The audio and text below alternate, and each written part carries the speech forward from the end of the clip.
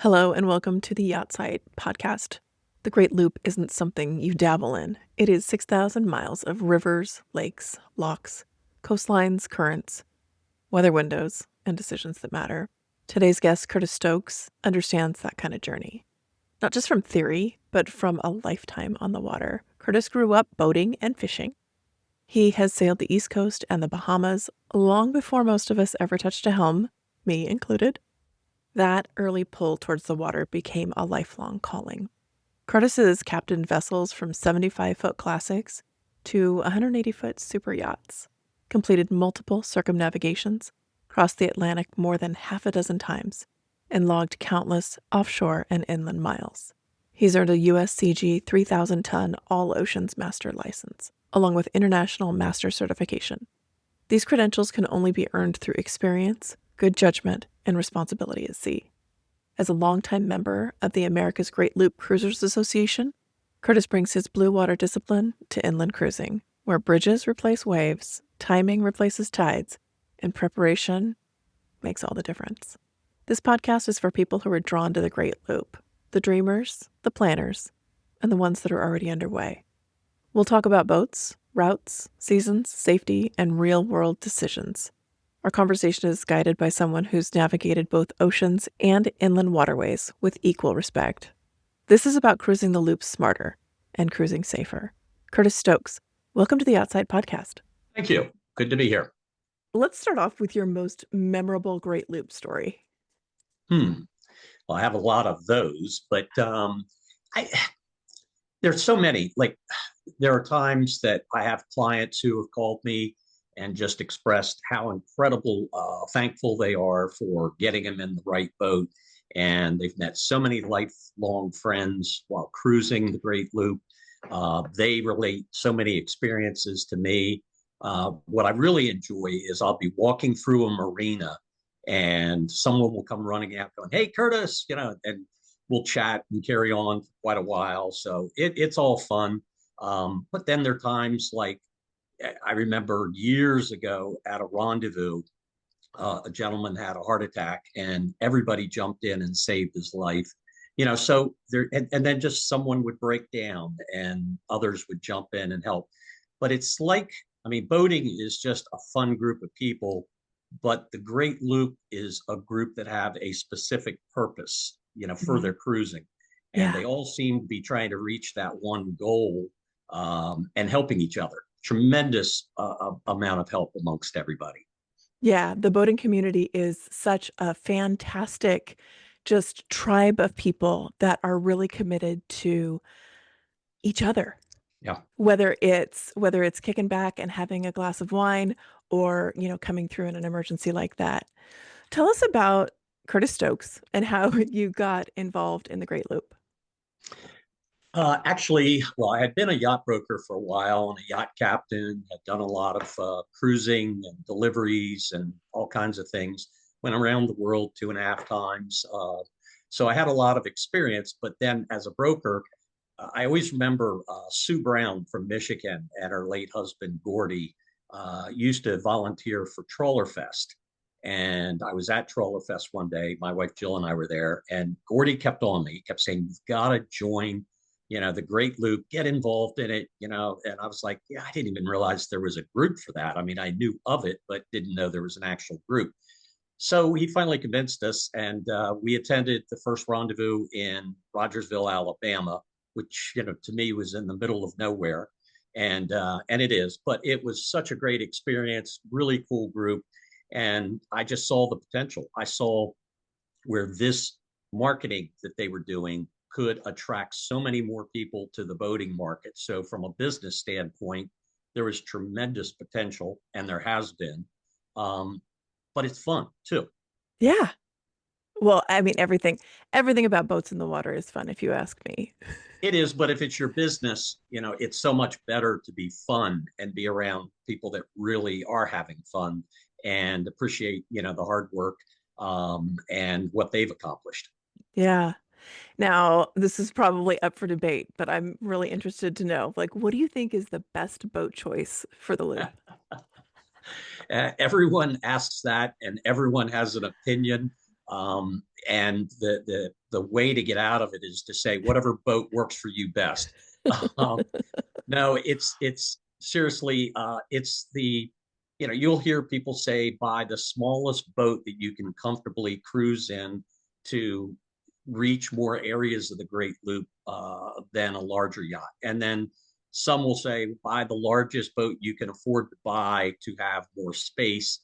I find it comes down to what you're used to. If you come from a 10,000 square foot home in Texas, you're not going to want, a 20 some foot boat that you all are glamping on. Yeah. If you come from a motorhome or a sailboat, you're a totally different perspective. Um, and then some people will say, well, don't buy too large and intimidate yourself. And there, I'd say it really comes down to how much you train ahead of time. Uh, that, I discourage my clients from just getting on the boat and going. A lot of people do that and they get frustrated. They have a lot of stress. Slow down, take your time, get the proper training, get practice as much as you can, and then go with better confidence. And then it won't matter what boat you have because you're used to whatever you bought and whatever boat you're operating. There are practical things like, a lower helm with a side door with an amidships cleat for going in locks and docks. And, especially if you're shorthanded, if it's just a couple, but practice on Yeah. any boat. If you can charter a boat, we call it try before you buy. Go charter a boat and try different ones, captain training. And then it really comes down to whatever boat you want. I watch people all the time, just like maybe a real estate agent watches people walk into a home. It either Mm. works or it doesn't. Right? And Yeah. people will say, I want this boat. And they get on it. They're like, ooh, it's not quite what I expected. And they start picking it apart. And then they get on another one and they sit in the salon and they go, this is it. Bingo. Yeah. And they sold themselves, which is great. So, that's a long story for a quick answer or quick question, but that's boating. Yeah. So training, talk a little bit about the training that you would recommend. Let's suppose somebody's not coming from the cruising community. This is kind of their first foray and adventure into a kind of a longer term cruising situation. What type of training would you suggest for, let's say it's a cruising couple? Sure. There are tons of training of captains who some are better at deliveries, some are really good at training. You want a training captain who has a lot of patience. A couple is ideal if you're a couple. So look in, online, and your broker, if you're working with a broker, will have contacts. Ask other loopers, other boaters, Yeah. who did they work with? But definitely work with somebody that's good at training and take your time and really keep them on longer than you think you want to keep them on. Not for a day or a weekend, but just longer, and just really go through the systems and the boat handling in different weather, different currents, different wind, different docking situations, things like that. It will just make your life so much easier and so much more comfortable. But there are captains that specialize in the Great Loop, and we'll even do a portion of it with you, to try to help you get knowledge in those different areas. There are even some loopers that sometimes are looking for crew, and you can sign on and do a portion of the Great Loop with them. I think that's terrific. Yeah. Get that experience before you buy a boat. So it's all training in one way or another. Yeah, that's what we did before we bought our first boat. I went with another captain. I did the Baja Bash, and that was such a valuable training time without, curriculum and books and tests, Right. but it was just real hands-on, like, okay, the engine has stopped. No, now what are we going to do? And what's that? I get What's that that question noise? all the time. Yeah, what is that noise? Yeah, exactly. The Yeah, other thing is you mentioned book training, and you do really need basic safety training good. online. You can go to the Boat US Foundation for free, and it has to be an NASBLA certified course, and they have one for each state. Just pick your state, get it. And as long as you can print out a card, or they can send you a card that shows basic safety and boat handling, and it says NASBLA on it, you're good to go as far as individual states like New Jersey that require it. Fantastic. That's so good to know. How many states does the loop touch? Oh boy. Well, it's the eastern third of the U.S. and portion of Canada, so Okay, so certainly, and plus the Bahamas. But you can also do side trips that would take in, a lot more. It's around 6,000 miles, nautical miles. So, but it is a circumnavigation of the eastern third of the U.S. I bet it's a and good Canada. time. I bet it's a Yeah. good time. Is there a certain stretch that you're particularly fond of? Um, I'm very fond of the Chesapeake Bay since I'm from there originally, and I'm here Okay. right now, actually, as we speak. But the Chesapeake you could spend a lifetime on and not see the entire bay. But certainly, Georgian Bay in Canada, the Trent Severn Waterway. I love all that area up there, uh, in and out of that area quite a bit. A lot of people say they don't like the river system as much, but the Tennessee River is just spectacular. And some of the towns and the history on the rivers are just absolutely incredible in some of the side trips. And then, of course, the Florida Keys are fabulous too. A little Yeah. crowded this time of year, hard to find dockage, but it's still quite an experience and a Yeah. little warmer than on the Chesapeake this time of year. Absolutely. Absolutely. What are do you have some tips, like tips and tricks for people that are going to consider the loop for the very first time, first timers? So we've talked about safety, we've talked about the best boat is the boat that you can handle. What what else? So the biggest obstacle to buying a boat right now, anywhere for any reason, is insurance. We're in what we call a hard insurance market because of hurricane season losses and major marina fires. And just claims in general skyrocketed because the insurance companies pretty much gave insurance, some of them, to anybody that wanted insurance. And it just caused all kinds of claims. So a number backed out of the marine market, and the few that are left are very restrictive. They typically, I say typically because they change by the minute.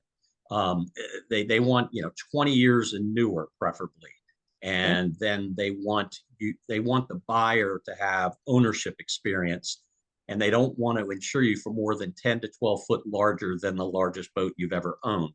So that becomes a huge problem when people come to me and say, well, I owned a 20-foot ski boat 20 years ago, and they're looking, for a 45 to 50-foot boat, and they have to scale back.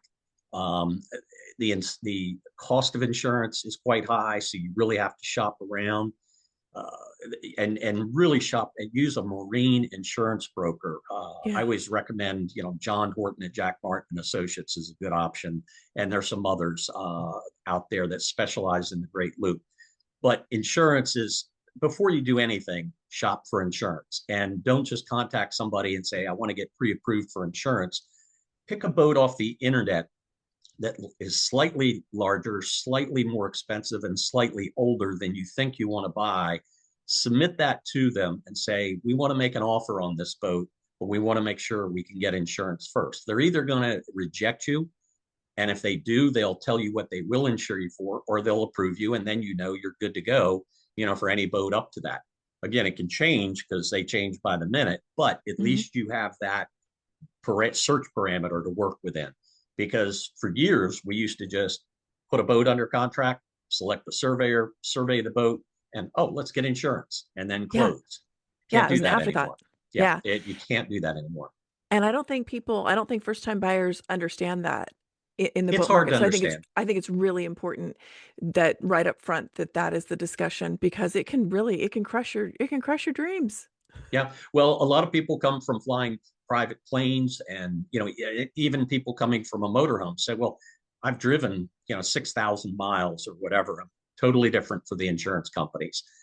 So you really want to work on that and connect with a good insurance broker, marine insurance broker, not somebody who doesn't know anything about boats. Yeah. Yeah. I think that's probably top of the list, like chef's kiss. That's where we start, because every time someone contacts me, I ask them, what is your boat ownership experience? And then we go into the whole insurance thing. When I'm at a rendezvous, or we're displaying, usually like John I mentioned earlier, there's an Mhm. insurance broker there, And I said, go talk to the insurance broker, and then come back and talk to me. That's how difficult it is. But then once you get past that, take everything with a grain of salt online. Boy, oh boy, AI and all this stuff coming at you, it's just Yeah. unbelievable. At some point, you have to get on the boats and get a feel for them in person and not just photos and videos. It does involve a fair amount of traveling. Hmm. In addition to all that, I recommend hiring a buyer broker. This is a yacht broker that works for you, not somebody that has a listing that you go to and say, I want to buy a boat, and they try to sell you that listing. It's somebody that stops and listens and acts more as a consultant and say, okay, what you're telling me is this type of boat. Have you thought about this? Have you thought about that? Kind of giving that buyer guidance. And then a real buyer broker will go and preview boats wherever they are, in around the eastern third of the U.S., eastern half, whatever, and do virtual showings by FaceTime, WhatsApp, whatever they can do to get the people on board remotely, because so many people are looking at these boats to do the Great Loop from Seattle and Australia and Europe and just Colorado, you name it. And Yeah. the money and the time to travel around and look at these boats. And unfortunately, a lot of boats are presented by sellers and by some brokers, and they're not what they're presented to be. You get there and you're really disappointed, and you've wasted all that time and money. That's where a good buyer broker will cut a lot of that out and help you zero in. And then they take you through the whole process, A to Z, all the way through the end, and are available afterwards too. That's fantastic. Okay, insurance, buyer broker. What else? What else you got Um, for me?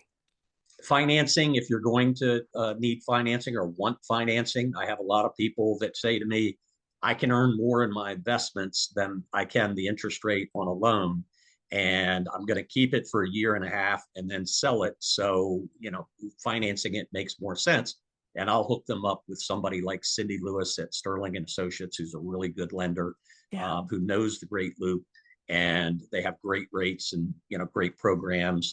So there are plenty of other options, but that's the kind of guidance a buyer broker gives to people coming in looking for boats. Who to contact, and then really just getting through the survey process, helping them find the surveyor for whatever you do. Please survey a boat. I still see people even today. It's almost gotten worse recently. We see a lot of for sale by owners happening, where I think they bought their boat during COVID, paid top dollar because that was the market then.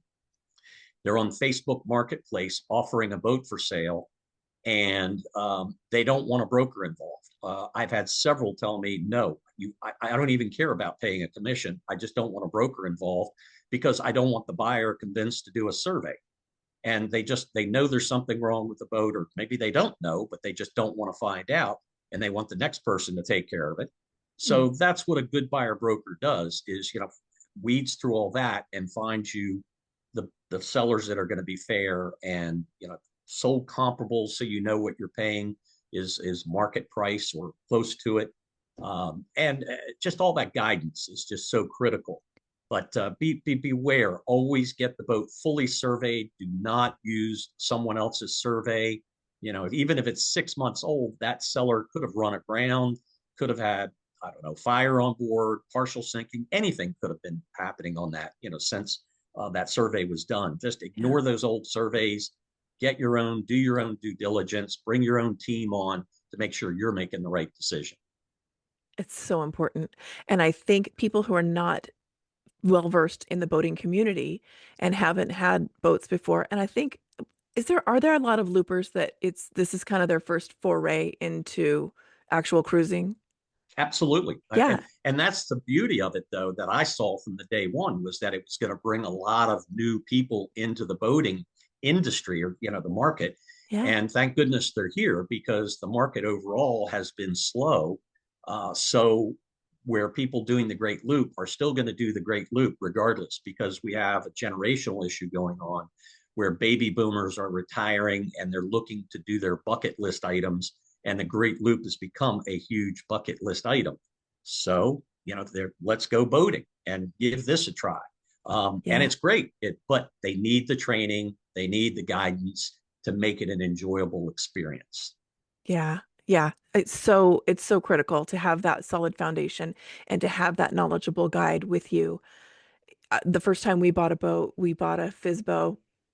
We got lucky. He had a Good. I'm survey glad to from a hear that. previous buyer. We got lucky. We're still friends to this day. We're Good. 15 years in and we're still friends. And it's interesting because I think we made every mistake in the book. Everything that you said, we did 100% wrong with our first sailboat. And And that's why it's so important that you buy more than one boat. You always buy multiple boats so you eventually get it right. Spoken as a true yacht broker. that is a yacht broker through and through. Oh, I love it. I absolutely love it. Yes. I mean, it could have gone terribly wrong. Terribly, terribly wrong because we didn't know what we didn't know. We'd gone through Right. ASA training and pretty much that was it. And then it was like, oh, this feels right. And you're right about the feeling that you get on a boat, that buying a boat sight unseen or from the internet and pictures, it's just the feeling that you get when you get on a boat, you Mm-hmm. just know. I had the opportunity to buy a boat back and we got back on it and I was like, she's a no. She's not our boat Wow. anymore. Yeah. Yeah, you really do feel it. And you mentioned the internet, and the internet is our friend and our foe. There's tremendous amount of information, valuable information on the internet, but I also see good intentioned, well intentioned misinformation. Because someone experienced something like taxes a certain way or got away with something tax wise doesn't mean you're going to. And so I see people going on the internet asking questions about things like taxes and something else, but especially taxes. Get professional advice on things like that. Anything legal, tax wise. Joe meant well, but Joe had a different circumstance than you do. So, Yeah. just I cringe when I see some of the responses on forums that some are excellent. Some, there are some very educated voters out there that study everything to death. They're just, natural accountant type people, Hmm. unbelievable the knowledge. But then there's some that opinion becomes fact on the internet. Yeah. Yeah. And that can be dangerous. Yeah, Yeah, that could be. We bought a boat in Florida and there was a tax situation involved. And we had a knowledgeable broker, Richard Jordan. We had a mm-hmm. really knowledgeable broker that helped us navigate that tax situation so that that it was to our best advantage financially. And Sure. without that, we probably would have been charged an extra 15% on something. So Well, and you mentioned big deal. Florida, and this is a good example. Florida, the law says that if you buy a boat in Florida directly from a seller, you have to pay tax on it. Hmm. And if you go through a licensed dealer with the Department of Revenue, we can issue a 90-day sales tax exemption affidavit for $20, and you can do a 90-day extension for $425. So a total of 180 days in the state. You have to stay, and once you leave, you have to stay out for 180 days or for 6 months. But you can't come back in until then, or you owe tax. A lot of people don't understand that or don't know about it because there's not a broker or somebody telling them that. That was our And exact situation. That's yeah, exactly what we did. And it was a beautiful way to know that we were doing everything by the book and it saved us money. sure. Yeah. Yeah. Yeah, that's fantastic. Oh, very cool. What have you got coming up here? Some Miami yacht show, some Fort Lauderdale stuff. What do you got going on? Well, Fort Lauderdale was the end of October. It's always around Halloween. And then the Okay. Miami Boat Show is in the middle of February around St. or Valentine's Day. Okay. There's a St. Petersburg Boat Show in Florida coming up.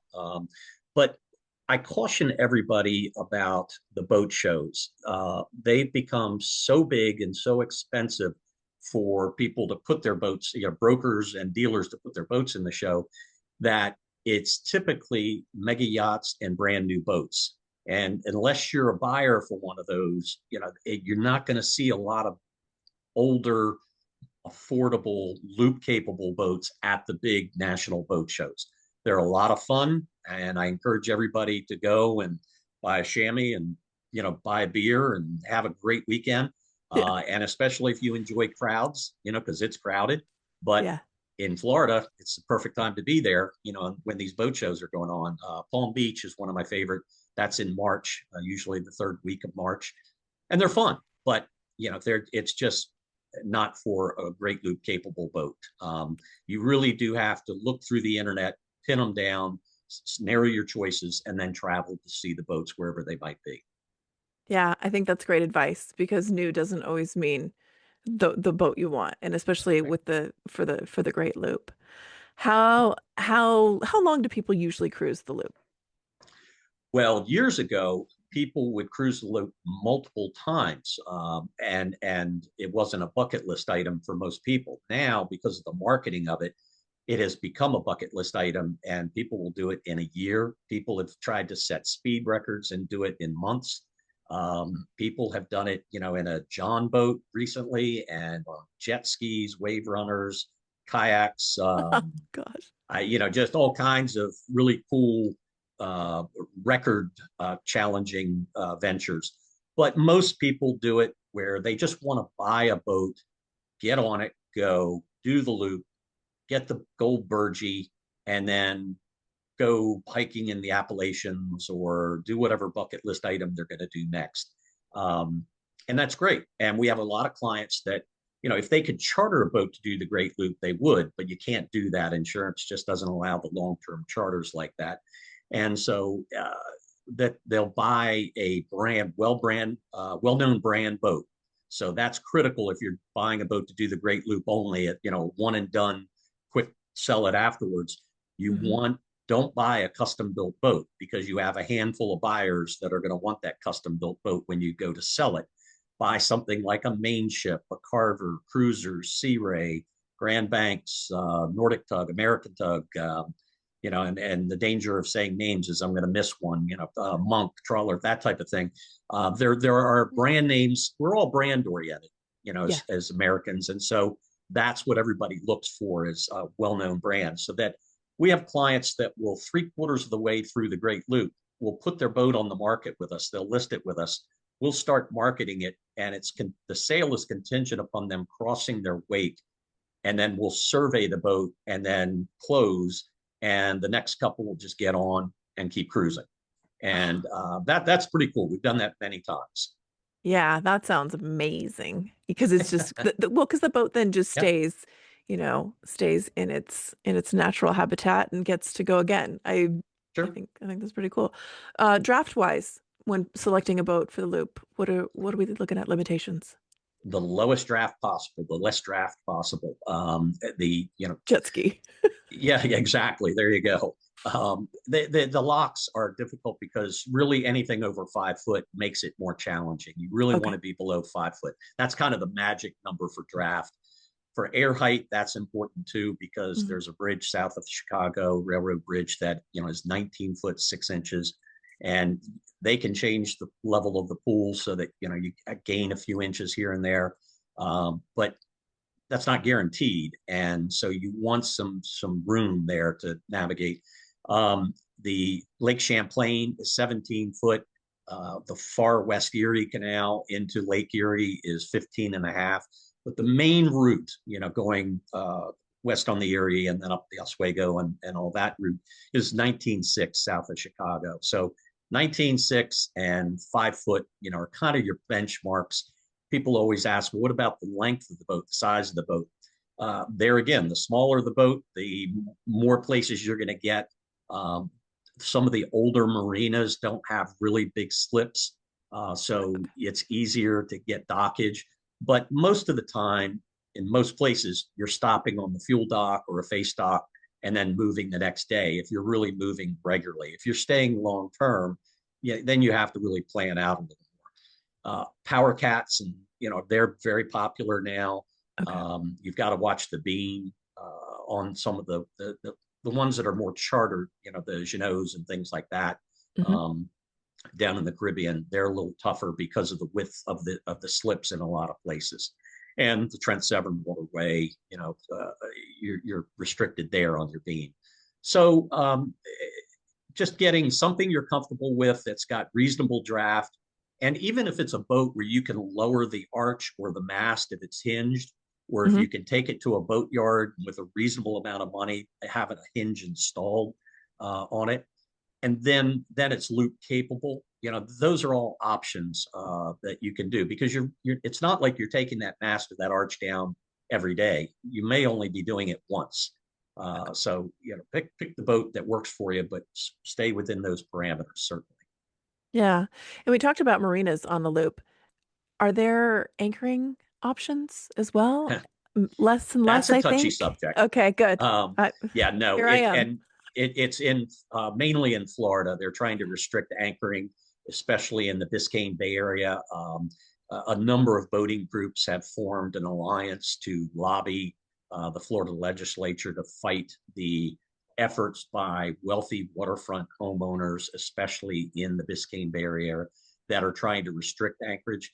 The dilemma is there's so many derelict boats and liveaboards that have been there for months and months and months, years, and they're an eyesore. And I get it, but it's negatively affecting those who like to anchor out, and so they're getting restrictive.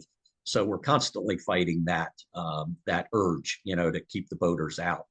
But loopers typically are moving, so they're not staying anywhere that long. Uh, Yeah. Marinas are difficult because of the sheer number of boaters. I think also because of the economy, some boats aren't moving, so those slips are taken up that normally they would be more transient. And so people are complaining they're finding fewer and fewer slips and having to plan ahead. And that's the worst thing. Everybody will tell you the worst thing you can do on a boat is to have a plan, and have a Don't I know? schedule. Not We've a all, plan, but a schedule. yeah. And push yourself when you shouldn't. But you really do have to plan ahead a little bit due to weather and due to limited slips. Um, there's some people will join Safe Harbor as part of their membership, and they'll do an annual lease on a slip, and then as they travel, they'll get use of these other Safe Harbor marinas and fuel discounts and things like that. Mhm.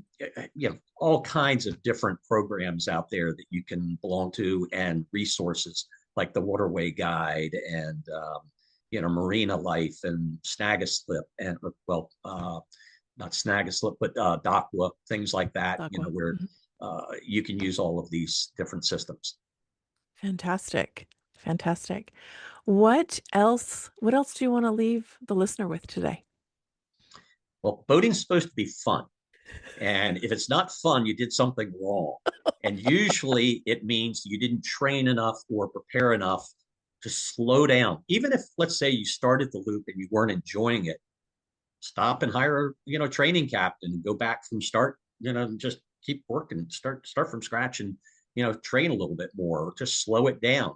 Yeah. You don't have to do the great loop, in one season, or 1 year. You can take your boat to New York and put it in a building, or, shrink wrap, or in Canada, and leave it for the winter and come back in the spring. You can take it to Florida and haul it out and secure it, for the summer. Whatever your schedule is, just slow it down and enjoy it, and do some of the side trips, because the side trips, are really fantastic. I see so many people that will go to the spring rendezvous in Norfolk, Virginia, Mhm. and then they will race through the Chesapeake to get up to Canada as quickly as they can. They'll be right there when the locks open, in New York. And we all say, slow down, enjoy the Chesapeake. There are just so many cool places to visit. If you're in a hurry to just do the loop, okay, do it, but then come back and do the side trips afterwards. Do it one more time, but do all the side trips. Yeah.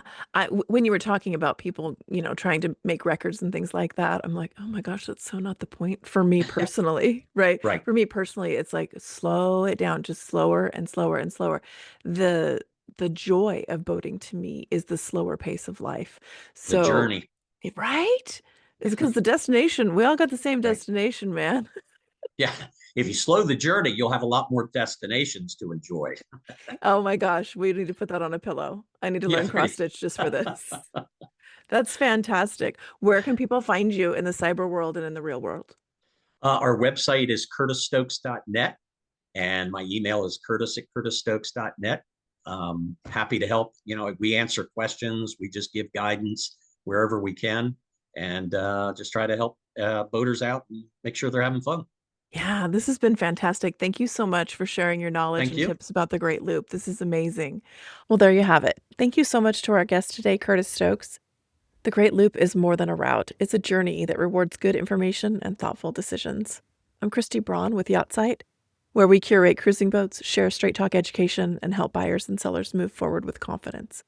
If this episode helped you, subscribe to the podcast, share with a fellow cruiser, and explore more at yachtsite.com.